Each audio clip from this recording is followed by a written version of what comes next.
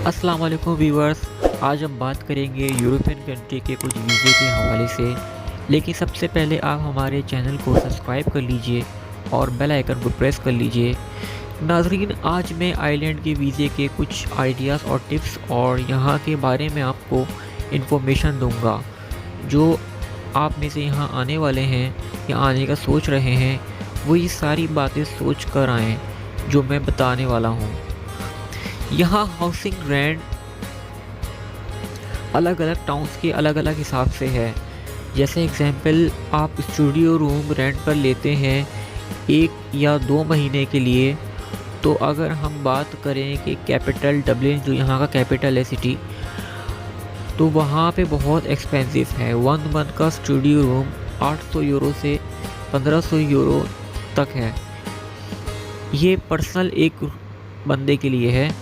अगर आप शेयरिंग पे रहेंगे तो पर वीक 50 यूरो से लेके 100 यूरो तक है। ये तो हो गया सिर्फ एक स्टूडियो रूम का।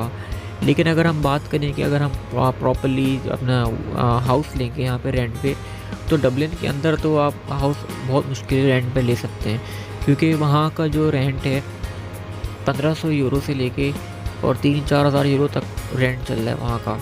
लेकिन अगर आप कहीं अपने आप को स्ट्रगल करना चाहते हैं, आप शुरू में नए नए आते हैं, आप चाहते हैं कम खर्चा हो, तो आपको उसके लिए थोड़ा दूसरे टाउन में आना पड़ेगा।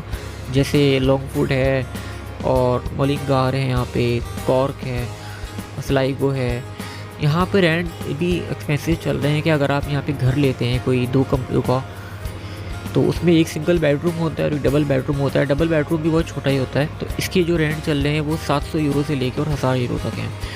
और अगर आप कोई यहाँ पे घर देखते हैं रेंट पे, तो उसके भी यही प्राइस चल रहे हैं, अपार्टमेंट के भी यही प्राइस चल रहे हैं। तो ये तो हो गई इन्फॉर्मेशन सारी कि प्राइस वगैरह मैंने बता दिया आपको कि ये प्राइसेस हैं। कोशिश यही होगी कि यहाँ के बारे में जितनी अच्छे से अच्छी और सही से सही इन्फॉर्मेशन हो वो आप तक प्रोवाइड कर सकूँ, ताकि आप में से जो भी यहाँ पे आने वाले हैं और उनको यहाँ के बारे में नहीं पता, तो वो इन्फॉर्मेशन ले सकते हैं।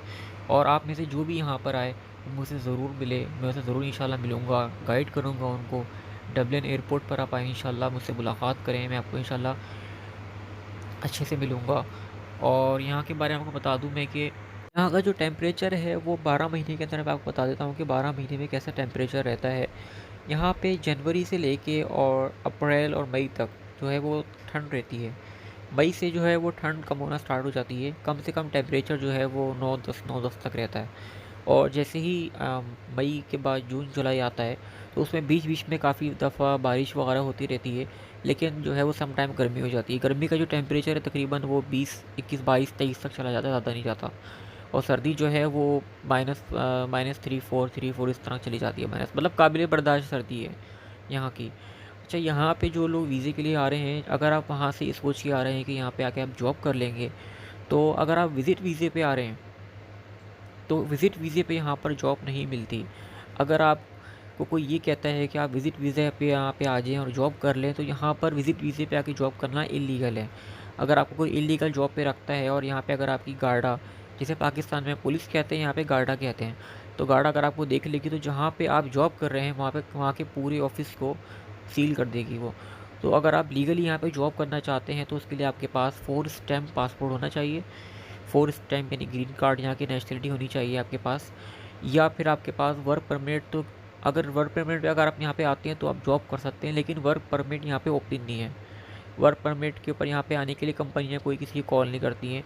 हाँ, विज़िट वीज़े पे अगर आप आना चाहते हैं, तो विज़िट वीज़े पे आपको कोई रिलेटिव यहाँ पे रहता है, वो अगर आपको स्पॉन्सर करता है कि आप उसके पास 3 मंथ के लिए जा सकते हैं, 1 मंथ के लिए, 3 मंथ के लिए। लेकिन अगर आप अपने तौर पे अगर आप विज़िट वीज़े के लिए खाली आ रहे हैं, तो आपको उससे पहले जो रिक्वायरमेंट चीज़ें हैं बता देता हूँ। इसका आपको बुकिंग दिखाना पड़ेगा, आपने बुकिंग जो करवाई है वहाँ पे रहने के लिए। और यहाँ की जो बुकिंग के प्राइस चल रहे हैं आपको बता देता हूँ मैं प्राइस के। यहाँ पे जो अगर आप पर डे के हिसाब से बुकिंग पे लेते हैं होटल्स वगैरह, तो 100 यूरो से लेके 200 यूरो तक के प्राइस है यहाँ के। ये उससे ज़्यादा भी अगर आप अच्छे कोई होटल्स वगैरह देखते हैं वहाँ पे रहने के लिए, तो उससे ज़्यादा भी हो सकते हैं।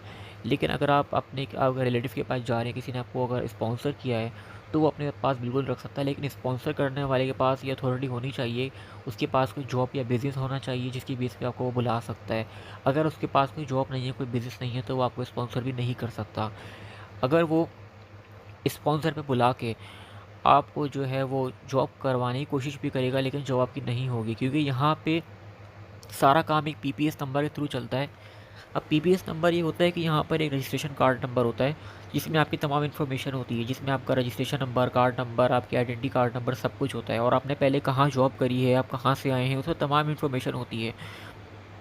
तो आप जहाँ पे भी जॉब के लिए जाते हैं उसको स्कैन करते हैं। अगर आपकी नेशनलिटी आपके पास नहीं है, आप फोर स्टैम्प नहीं है, तो आपको जॉब नहीं मिलेगी, कोई भी लीगली आपको वर्क नहीं देगा।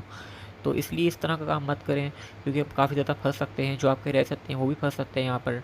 तो ये तो हो गई वीज़े के हवाले से बात। हाँ, यहाँ पे एक वीज़ा काफ़ी अच्छा है, अगर आप स्पॉन्सर की हैसियत से आते हैं, यानी कि अगर आप मैरिज वगैरह करते हैं यहाँ पे आके, तो वो यहाँ पे पॉसिबल है वीज़े का, क्योंकि यूरोपियन कंट्री के सबके अलग अलग वीज़े होते हैं। जैसे पहले इंग्लैंड का और आयरलैंड का कुछ मिलता था, लेकिन अभी इंग्लैंड बिल्कुल अलग हट गया यूरोपियन कंट्री से। तो अभी जो इंग्लैंड की पूरी कंट्री है वो ब्रिटिश कंट्री में शामिल हो गई, लॉ में शामिल हो गई है, और अभी आयरलैंड जो है वो पूरा यूरोपियन कंट्री में शामिल होता है। तो यूरोपियन कंट्री में जो स्पेन है, फ्रांस है, इटली है और आयरलैंड है, इस तरह नीदरलैंड है, न्यूजीलैंड है, ये सारे जो है इनके सबके अलग अलग थोड़े थोड़े लॉज हैं वीज़े के हवाले से। तो वहाँ के जो वीज़े में इंशाल्लाह आपको मैं बताऊंगा नेक्स्ट वीडियो के अंदर कि नीदरलैंड का वीज़े का किस तरह प्रोसेस होता है, और जर्मनी का वीज़े का प्रोसेस किस तरह होता है। तो आप लोग मुझे कमेंट करके बताइए कि मैं किस कंट्री के वीज़े के बारे में जो है लॉयर से पता करूं। फिर जैसा भी इंशाल्लाह मुझे कहेंगे मैं वैसे इंशाल्लाह पता करके आपको तमाम इन्फॉर्मेशन प्रोवाइड करूंगा। और जो भी आप मुझसे पूछना चाहते हैं आप कमेंट करके, मैसेज करके मुझसे पूछ सकते हैं। और चैनल को सब्सक्राइब कर लीजिएगा, चैनल को लाइक कर लीजिएगा, ताकि इसके हवाले से जो भी वीडियोज़ वगैरह हों आप तो प्रोवाइड कर सकूँ। अपना बहुत सारा ख्याल रखिएगा, मिलते हैं इंशाल्लाह नेक्स्ट वीडियो में। अल्लाह हाफिज़।